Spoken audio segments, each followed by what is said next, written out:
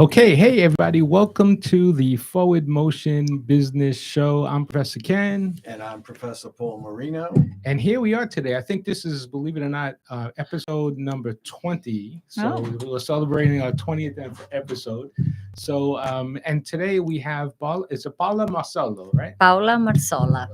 Marsola from the Lady Baker. Yes, Lady Baker. In Pembroke Park. So welcome. So great to have you here. Thank you. It's an honor for me. Yes, I mean we've been talking about all the great things that she does and the shop provides, and we'll get into that a little bit as well. So, hey Paul, what we'll do today is I want to focus on a couple of things. One, I like to talk about how we are driving business through online marketplaces and how we connect to the consumer, and we'll talk about how that plays a role in some of the things that you do as well. Okay. Mm-hmm. And then I do want to focus on the Peloton. Oh, sure. And talk about I guess the amazing growth of Peloton and then the amazing downsizing of Peloton in a matter of a couple of months, I guess. And then, of course, we want to learn more about Lady Baker and talk about the growth and your journey there in growing as well. Okay. Perfect. So why don't we start? I think we started off with the Peloton story. I'm really fascinated by this from a business point of view. So Paula, what we do every show is we try to take a business lesson and we try to understand it a little bit so we can all learn from what happened, whether it was positive or negative, and what we can do to learn from that. So there's a lot of things out there on Peloton right now. Obviously, if you don't know the product, it's a very high-end bike, and it's a high-end bike that you have to buy. I think it's like $2,000, right? And there's a subscription that you have to get and personalize it and all that. And I think it was growing pretty rapidly before COVID, and then of course the stock was a high flyer. Yeah, and then of course COVID hit, and everybody needed to stay inside, so everyone bought one of these bikes, and then the company goes out because they're growing really rapidly, right? Mm-hmm. They hire more employees, they make a big capital investment in this whole new facility. Mm-hmm. They do all that, and then of course, thank goodness, COVID leaves us or is leaving us. Mm-hmm. And what do? We go back to our normal lives, hopefully. And that means we want to go back to the gyms, and we're not stuck at home with a $2,000 bike and a subscription. So I just think it's fascinating. And some of the things that I like to talk about is what lessons do you think can we talk about, and what can we learn from that whole thing, Paul? Well, I think the first thing that we have to learn is that we, as human beings, are social animals. Yeah. I mean, the rise of Peloton was because people were stuck in their home. They were bored. They figured they were probably eating too much, not your stuff, but they were probably eating too much. They got a little heavy, and they said, "Oh, I can exercise, and I can shed some of this weight, and I can, pass the time by doing this." But what they forgot to factor into their formula was that people are basically social animals. They want that interaction. So when COVID left, people wanted to go back out. People wanted to go back to the gym. Yeah. Bring the mic closer so we can hear you better. Okay. So, so Paula, one concept there is we talk about, and you do a lot of reading on it. They talk about supply and demand and forecasting and things like that. And we had a brief conversation before we started here. Mm-hmm. So imagine if you, in your business, I would assume, what's your biggest holiday? Valentine's Day, right? So in their case, they basically made their growth pattern based on the pandemic, right? Which we hoped, or we knew that would end someday, right? And here we are at the end. So I guess in your case, what would you, I mean, obviously I don't know what your revenue is, you don't have to share any numbers, but I would imagine it's 10x or 20x than your normal day. So if you took that Valentine's Day and you assume that would be your normal volume, every week of the year, you probably would have 50 shops by now. And then what do you do after Valentine's Day, right? Yeah, well, we're in Florida. We all know that summer in Florida, we don't have a lot of people. Right. So I'm preparing for June, July, and August that I know a lot of people are going to be traveling. Well, this year we don't know because No, I don't this think so. year is Yeah, maybe it's different. Yeah, different, sure. Right. but normally Yeah. from May to August are very low season for us. So what I'm planning right now is what I'm going to do. The revenue is not going to be there. Right. So I have to have options during this time of the year. If I assume that I'm going to sell the same as I sold on Valentine's, oh my God, I would be home right now. Right. Right. Well, before we get into that, why don't you tell our listeners exactly? I stumbled upon Lady Baker by accident. A friend of mine said, meet me in the mall, and I said, okay, where do you meet? She says, you got to try this place, Lady Baker. Mhm. And I was blown away. I was blown Thank away. you. Thank So you. tell us, what exactly is Lady Baker? Well, a little bit about my background. Okay. I used to work on the finance department of a chemical company for 15 years. Oh boy. Yeah, there's nothing to do. I had no idea about kitchen. So my life was numbers at the time. But my heart was not there. Right. And I used to work with my family, my parents, my dad actually, and my sister. And we sold the company in 2011. So we all retired, I would say. You're too young for that. Yeah, at that moment. And I decided after, even though I like to work with numbers, Mhm. my heart was not there. Right. Right. It was easy. Was it your passion? It wasn't. You know, when you don't wake up early happy? That's because you're Italian. I need that. I You need that. So I decided if I go back to work, because my kids were, I had two child at the time. So I said, I'm going to stay home for a while. And if I decide to go back to work, Mhm. I got to put all my heart into it. Yeah. Otherwise, I would stay home and watch Netflix. Right. Oh boy. Right? That would be a tragedy. Well, once you taste their bakery goods, that would be a tragedy. That's true. So I decided when I found out that bread was my passion, and it was later on the day, I was 40 something years old at the time. And I said, you know what? I love this. I'm going to do something with this. And when I realized I already had a bakery, it was just going step by step. When I realized I had a bakery and it was growing, growing, growing. And I love what I do. I love each day. I love more. Yeah. Well, I get it. Italians and bread, I mean, it's like drugs for us. Dipping it in the gravy is like drugs.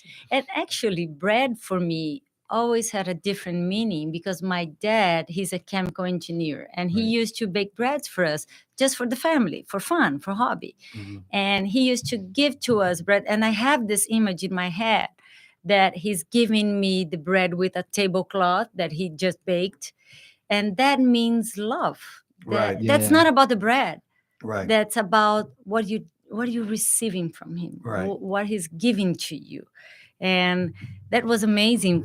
So bread for me has this meaning, what I'm doing for this person. right. Can I give this person a great moment? And Now, I walked in your shop, which is a beautiful shop. Oh, It yeah. is a thank beautiful you, shop. thank you. Filled with lovely, accommodating people. And first thing I saw is on the wall, you had several loaves of bread, and not typical American bread. They were the kind of breads that I remember as a young boy that my grandmother baked. Mhm. The big Italian, Yeah, round breads. Oh Mhm. my God. yeah, because when I moved to US, I was devastated because I couldn't find a good bread to eat. I said, how come? I live in US where I can buy a fish from Tokyo Right. from the night before, Right. and I can't find a good bread to eat. I can find at least a good one. Don't need to be like the exceptional one, but a good one. You can't find. Yeah. It's hard. I said, no, it's insane. So I start baking. So how many different breads do you have on a given Ooh. day? I would say 30, 40. Wow. Yeah. Wow. Croissants and loaves of breads. And do Yeah. you change the variety, or is it the same? You have like a set meat, and then you change it. I do have a set, Yeah. that I have every day. For example, if I don't have an olive sourdough, if I don't have We the love that at home, by the way. We Oh, eat it all I the had the time. sourdough. It's to die for. Yeah, great kid. Thank you. And I always have the multigrain olive, San Francisco, which are the plain ones, and some croissants like guava and cheese, almond, my bestseller. Yes. Oh, I thought it would be the Nutella. The Nutella that should be illegal. Yeah. That was illegal. No, the you best. need a Peloton once you have one of those. Yeah.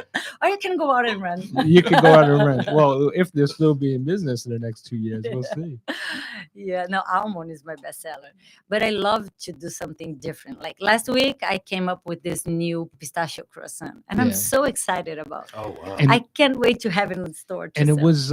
was National Pistachio Day last week or the week. Oh, before. really? Yeah, I didn't know Yes, that. it was. It was National It was Pistachio National Day. Pistachio Day. So, and the reason why I know that is because I do social media stuff, and we were looking for different days. You know, you can find different days Yeah. to celebrate on calendars and stuff, and we Mhm. celebrated National Pistachio Day because I work with an Italian company. We have Mm. biscotti at Cantusini, Mm. and we I have love a biscotti. Did you and- make biscotti? and I can make it. I made once, but it's Yeah. not on my everyday. so we have a pistachio one, so we celebrated National I Pistachio didn't know Day. that. Yeah. So I'll Yeah. send you a list of different holidays because you got to look for these type of holidays. Yeah, that And would be then a great in idea. terms of this company, Manzo Food Sales, they actually bring in a really good olive oil. It used to be the one they sold or they presented at Macaroni Grill, the one that Mhm. you dip the bread in. And Oh, stuff like I that. love doing that with the So- balsamic. Oh my So God.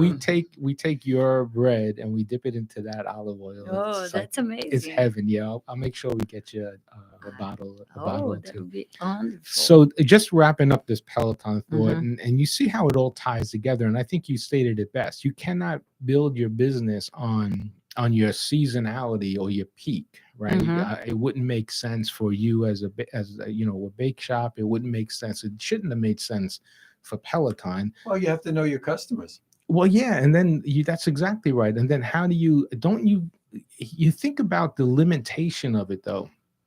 I mean, listen, everybody eats bread. So Mhm. you can actually literally think the entire South Florida population Mhm. could be your customer, Mhm. right? I mean, that's not unrealistic. Mhm. Everybody eats bread. For those that maybe there's a percentage that don't.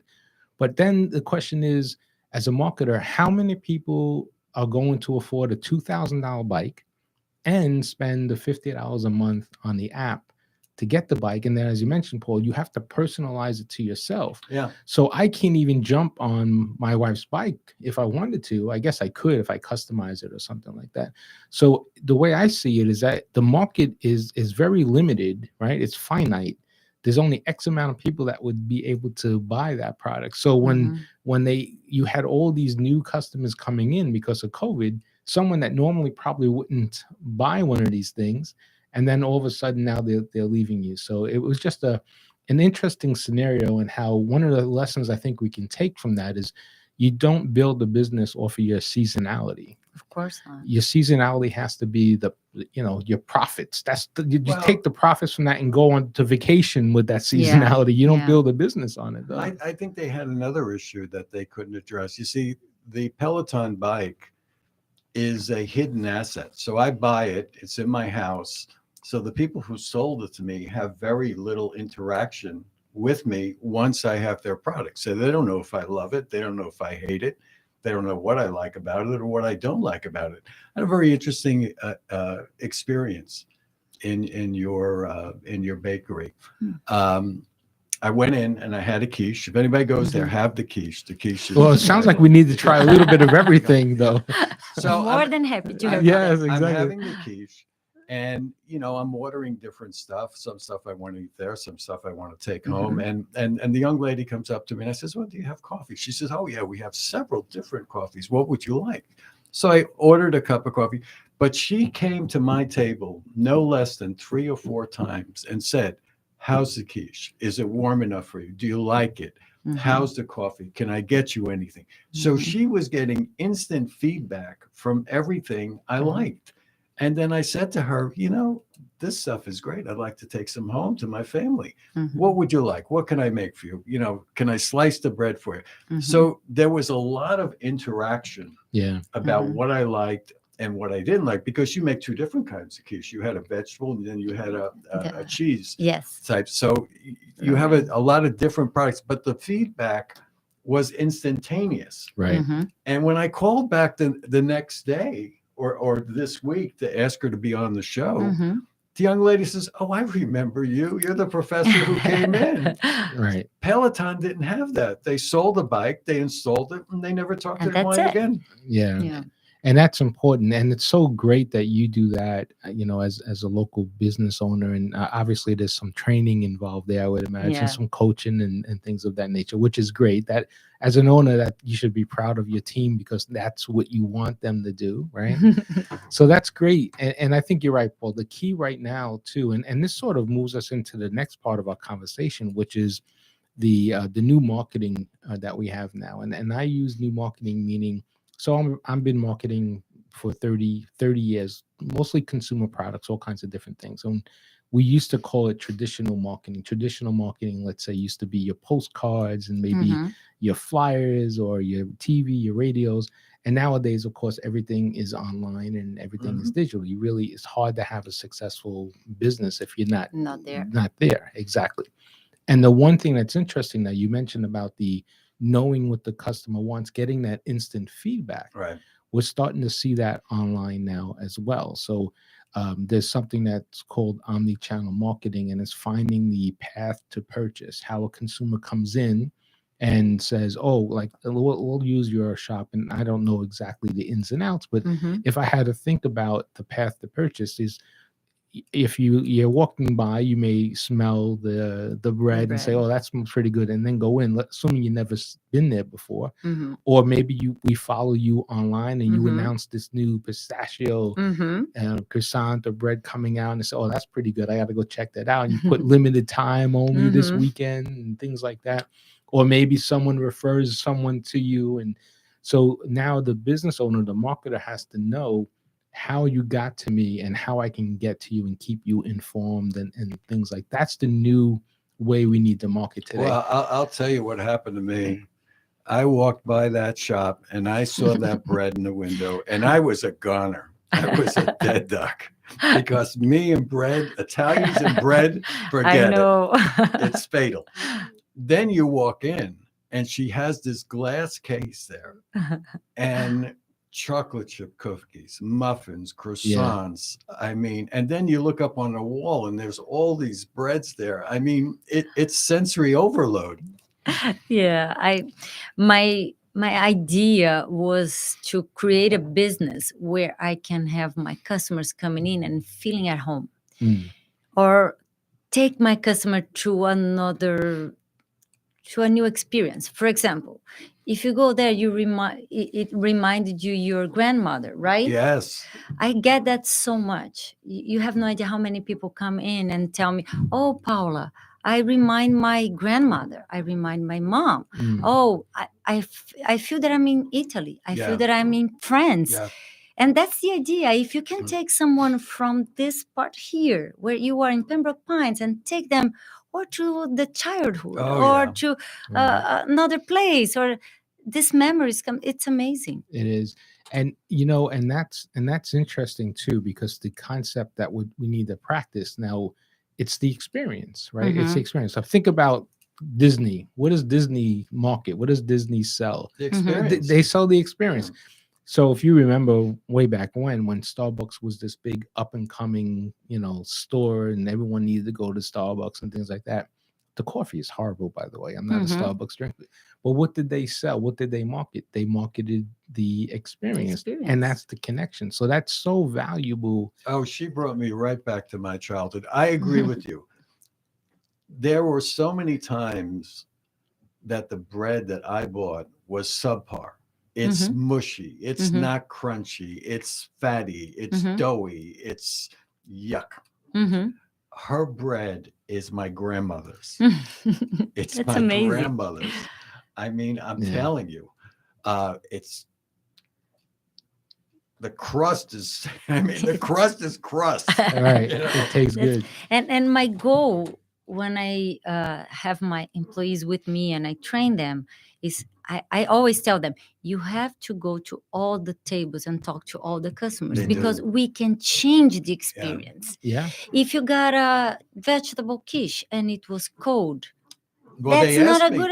No, Yeah. they asked me, is it warm enough for you? She Yeah. came over and asked me. Because if it's not, we're gonna make it.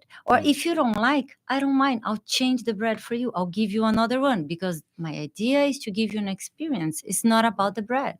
Yeah. And that's It was so great. that's so important. So tell us, give us a little insight on what you do as an entrepreneur, as a business owner, and some of the innovation and maybe how you market and how do you get that experience across to people? What do you do on a daily basis or weekly basis in terms of marketing? For example, Instagram for me is the most valuable one. I do a lot of Instagram promotions and Q&A and a lot of things. I have almost 10,000 followers right now. That's very respectable. Yeah, right? and it's incredible. Everything that you put on Instagram, 2 days later or the next day, sometimes the same day, I have people there asking for what I just posted. And last week or 2 weeks ago, we asked, what would you like to see at Lady Baker that we don't have right now? And we got a list of things. And I'm Wow. doing every week, I'm doing something different for them. And then I put what they ask for and what I'm doing. Wow, that's And, great. and the person that asked for that, I normally invite to go to the store and I'll give the product for Oh, them. that's See, that's a wonderful. great, Yeah. That's yeah, wonderful. that's And great. I post that on Instagram. Yeah. Now, you So- do takeout as well? Hmm? You do takeout? Yeah. So someone could call up and Of say, course. make me a dozen Yeah, croissants or yeah, make me a dozen cupcakes or. yeah. Oh, it's- Last week I sent to a college. I think it was a college here, Miami-Dade College. Mhm. Mhm. 100 croissants Oh, wow. and smaller size, whatever you want. The See, way I you told want. you we should have gone to that meeting. You know, Paul and I teach at Miami Did Dade you? College. Yeah, yeah. Oh my God. But we never go. We didn't go to the meeting. We don't go to meetings, but Now, now, Oh. if she does the chocolate chip cookies, I'll go. Right. I'm going to tell For- my dean if she does the chocolate chip cookies. I I'll think go. that's how they should start their invitation. Yes, we'll have Lady Baker supplying the chocolate chips. Please make sure you come to the meeting. Absolutely, I'm in. I'm in. That's nice. So of course I can make. Like yesterday, someone called said, "Hey, do you make cheese quiche?" I said, "I'll make it for you if I have all the cheese that you want. If I have all the supplies that I need, Right. I'll make it for you." Yeah, and so you mentioned the Instagram thing. Is that really the main platform that Yeah, you use? for me, yes. And what about the other one out there, TikTok? Have you explored on the Yes, TikTok we have platform? some. Yeah. Yeah. For So sure. Instagram is your main main platform. one. So that's how you launch a new product, how you introduce a new product, Everything. and you have this great interaction where you're not only sharing the experience, but you're pulling information from them, so you're connecting to them Yeah. on a regular basis. Yeah. What about on your website? I guess, do you drive traffic to your website too? Where is that Yeah. sit? The thing is, we're changing the website at this moment because before I used to sell products through the website. Right. I'm still doing that, but we're changing the way we're going to do that. So I'm not really into the website at this moment, Right. but in a few weeks, we're going to be back on You the web. get it back Yeah, online. Yeah. So do you ship? Paul mentioned takeout, but do you ship cross country? That you can't do that. No, yet? because it got to be fresh. Yeah, I don't think it would. work. It's not the same. I Yeah. won't give the experience if I have some customers that buy the product and send to their kids in Los Angeles. I said, "Oh my God, Los Angeles, you have so many bakeries over there. You don't have to buy here and ship to them." I said, "No, they want your bread." I said, Oh, I don't know about that because Okay. during COVID, there is I can't think. I don't know if it's Brooklyn Bagel, but there's a bagel company online, Mhm. and they would ship you bagels from their bagel shop because they say New York bagels are the best bagels. Maybe it's the water, maybe it's the air. Who knows what it is? Some of it is true. There's a couple good bagel places down here, Yeah. but they opened up this online shop and they sold subscriptions. So every Mhm. month you can get your X dozen amount. bagels sent to that and stuff like that. So there are customers that are people all over the world. If you have this experience Mhm. and I get shipped to California, guess what? I'm going to try to figure out a way to bring your product back with me, because that's what you're attaching to. You're attaching the experience to that individual, and Yeah. you can't replicate that. So No. that's really great. Mm. So tell us about some of the you mentioned some of the flavors and different things like that. What other innovations do you try to do on a regular basis? What I do there, I think the most important thing is the way I make my breads. All my breads are sourdough, which is the natural fermentation. All the breads, long process, 3-day process. Wow. Yeah, it's long process. That's why you don't find good sourdoughs around here, because no one wants to wait 3 days to sell the bread. You have to have cash Right. to do that, because Right. it's cash flow. But I don't care. I want to do the best bread possible. So my breads are 3 days, fermenting 3 days, long process, a lot of flavor, a lot of aromas in it. And that's something unique here. You don't find. Right. So everything, all the breads that I make over there, they're all sourdough, except from challah, except from the challah. Right. The challah is not sourdough, but the rest, they're all sourdough. So I try to have, and sourdough also is very good for your health. Yeah, they Be- say it's the best bread you could eat is sourdough. It is, because it's a natural bacteria that we have there. And this natural bacteria will break the gluten before you digest due to the long process. So you won't feel bloated. So it's a very good bread for you. Oh, I didn't realize that. Well, I feel bloated because I eat so much I- of it. But Well, everything you eat, you eat too much of too many apples, and you're not going to feel too good. Right? Exactly. So it's all in Exactly. moderation. Yeah. So I didn't realize that it has that health component. Yeah. Do you market that at all? Do you tell people? Is it hard to explain that to someone? You know what? Last week I was talking to my daughter about it. She said, Mom, you have to tell everyone about this. I said, yeah, for me, it's so Natural. basic Yeah. and natural that I forget about that. But yeah, I have to do that more, and I'm going to do it. Yeah. I only eat sourdough. Yeah, That's the only sourdough bread I is eat. the best. Yeah. Is the best possible. Yeah. And if you talk about the loaves that I sell, for example, San Francisco is flour, water, and salt only. There is Right. nothing. There is no fat. There is no chemicals. There is nothing in it. There's no sugar. So it's amazing. Oh, I remember when my grandmother used to bake, she would send me to go out and buy the yeast for her. No, Mhm. not the powdered yeast, the real block of yeast. Right. Mhm. Then she would make the dough, and then, like you said, she would let it sit overnight Mhm. till it rose, and then she would put it in the oven. Exactly what you're doing. You're taking Yeah. me back to my childhood. Yeah.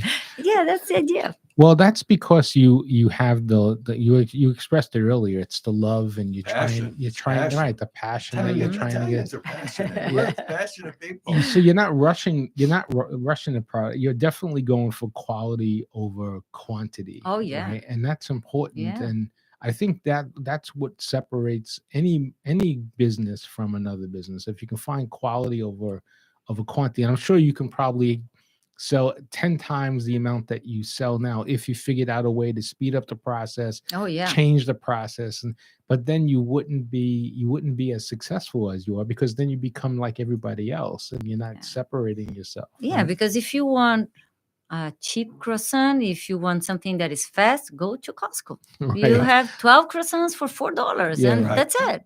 Yeah. So no, this is not what I want. I want to Right. have the best possible and something that it's good for you. For example, before we used to make some croissants with coloring. Now I'm not using coloring anymore. So everything that I don't want to give to my kids, I'm not putting in my breads. That's great. So And that's another good thing you should tell everyone. That's another good point. You mentioned all these different things. It makes you want to, visit the shop, and you get that better experience. So it's not just a Yeah. love, it's not just a passion. There are other elements to it that you compete. You have that differentiation that you can't compete with Yeah. anybody. How far did you ever do a survey of how far people would drive to you? You have any idea? I have customers that come from Palm Beach. I have customers Wow. that come from Kendall. I Wow. have one that comes every Thursday for baguettes. Every Thursday, he drives 1 hour and 30 minutes to get the baguettes. I tell them, I tell him all the time, I say, are you really coming for the baguettes?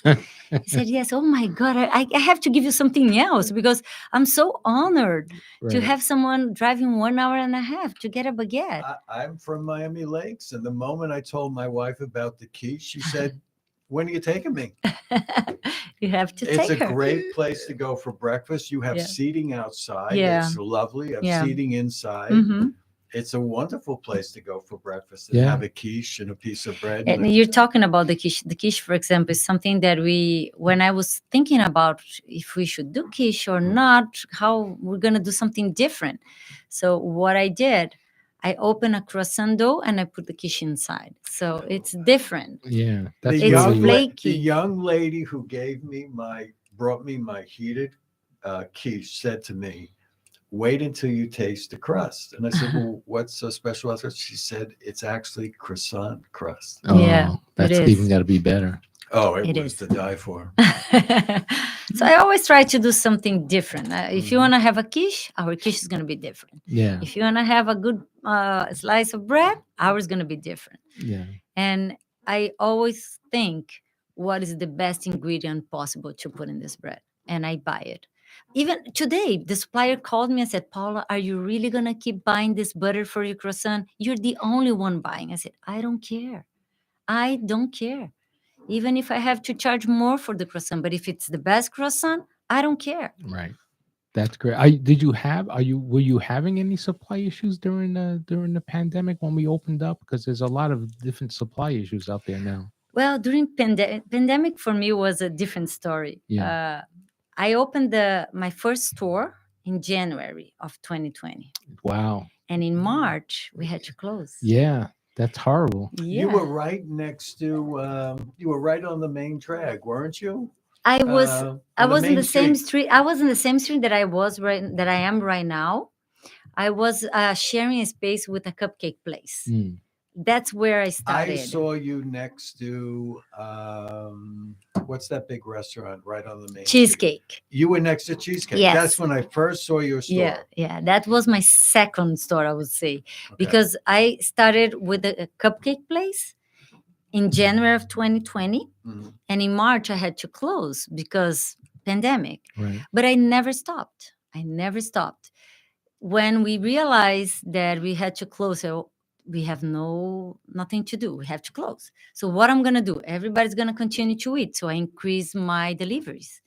And I didn't know at that time if we were gonna have flour to buy or not. Right. So I called my supplier and I said, how many bags of flour can I buy? And I remember at that time I was using like 2 bags per week. And he said, Paul, I have 40 bags in my my warehouse right now. Do you want? I said, yes. My husband said, are you crazy? What are you gonna do with 30 bags of flour? I said, I don't care. I'm gonna buy it. Worst case scenario, I'm gonna start donating bread, or I'm gonna start trying my new recipes. Right. And that's what I did. I increased the deliveries and I started donating. When I saw all the hospitals, all the nurses, everyone Right. working so much, I said, I'm gonna bake breads for them. So I started baking breads That's for them. wonderful. Yeah, I never stopped. I never stayed home during the whole pandemic.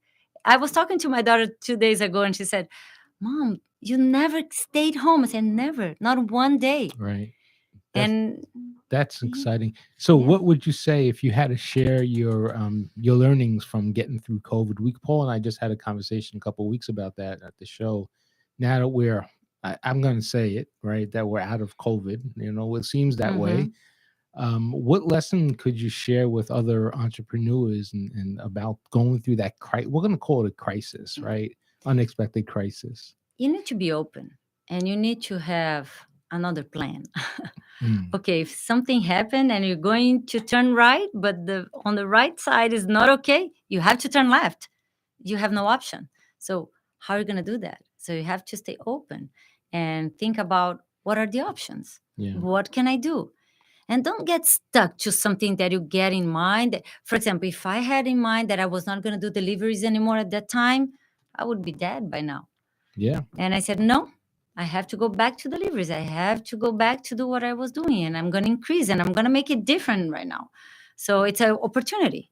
I Yeah. always see as an opportunity. That's great. Well, I can tell you, Paul and I are very grateful that you didn't give up and you didn't stop because we are definitely Oh, I'm appreciate. a fan. So, Paula, our listeners, how do they find you? Well, I am at the Pembroke Gardens Mall, the one that is open. That's the one off of 75. Yes, Yeah. off 75. They have Cheesecake Factory over there. Yes. Yeah. 2 stores down. They have Cheesecake, they have Z Gallery, and then we're just there. Okay. So we're open from 8 a.m. to 7 p.m. every single day. That's great. That's And Yeah. good. your website is www.ladybaker.us And your Instagram handle is what? at Lady Baker USA. at Oh, Lady wonderful. Baker So we USA. I gotta hit you up and follow you there and keep an eye on Yes, things. please, Wonderful. please. And if someone wants to call in an order, how do they do it? Just call us. It's 954 Uh-huh. 610 Mm, 6370. Okay. Wonderful. Yeah. Well, we'll be on a list real soon. We'll swing by, Paul, you and I. Oh, it's on my list. Don't And, worry about and it. next time you take an order from the college, make sure that we say, listen, we I'll spoke. let you know. Well, yeah, you say we spoke to a couple of professors. They said they would have gone if you would have put in the subject matter line. By the way, we're being catered by Lady Baker. Right. That would have Exactly. helped us. That'd be amazing. I'll send the quiche next time. Oh, Yeah, that'd be great. chocolate chip cookie. And chocolate chip cookies. Well, it's so nice to meet you. Thank you for Oh, spending a few thank minutes you. with us and My pleasure. telling I'm us about your honored. business. And Paul, I guess we're hungry now, right? Oh. It's about This was a terrible interview for me. They say the Italians, there's a saying, Italians don't eat to live, they live to They eat. live to it. Isn't that Yeah. true? Well, now we know what we're going to be doing I'm so in the glad very I stumbled by. Yeah. Well, it's so great that you joined us, and we really Oh, appreciate thank the you. time. And hopefully, we'll have you back as you continue Yeah, to grow whenever. and share your Yes. story. I'm honored. I'm honored. thank you. Thank you so much. Well, Our thank you. pleasure. So we'll call this a very nice, healthy show, right? We're talking Right. about. So we want to thank you, Might be everyone. fattening. Well, that's all right. We'll do it in moderation, right? Just take the show in moderation. So thanks so much for joining us. I'm Professor Ken, I'm Professor Paul Marino. and this is the Forward Motion Business Show. We'll see you out there real soon. Thanks so much, everyone.